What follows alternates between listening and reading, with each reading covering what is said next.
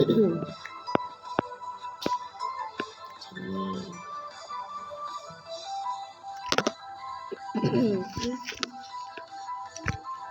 ยร์สติ๊กเกอร์อันนี้แบบของผมให้ทุกคนมาเล่นแบบนี้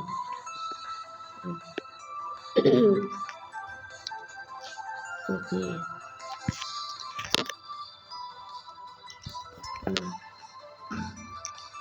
เริ่มเลย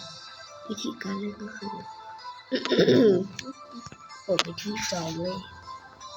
กดไปที่ราคาก็จะเจอพวกนี้นะอาจจะไม่เหมือนผมก็อาจจะมีแต่แค่ว่าเกมผมมันไม่ยังไม่ดาวน์นี่ไอดีล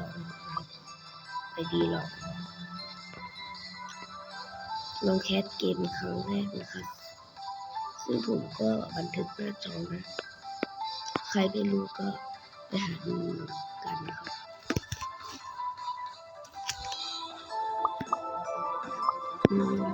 ก็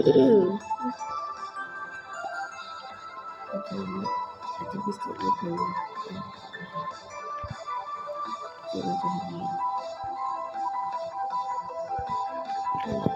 เราต้องเปิดตัวสมัครอันนี้เราจะไปอันนี้ก็ไปดมเลยกันก็จะมีของเป็นต้นของเป็นต้นเรียนอีสปิกว่า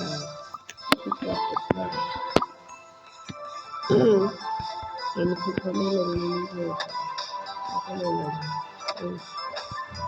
ผมก็คิดว่าจะลงเกมอื่น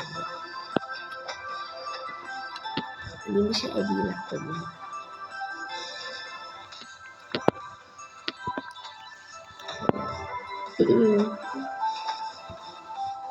ก็วิธีการเล่นก็ประมาณนี้ครับแล้วค่อยดูวิธีการต่อสู้นักดาบซึ่งคลิปอาจจะยาวนิดนึงนะ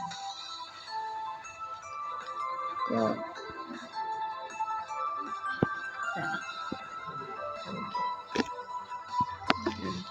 วาง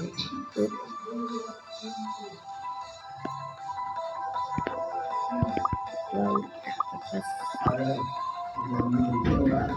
รับผมสู้กันนะโอเคบ๊ายบายเจอกัน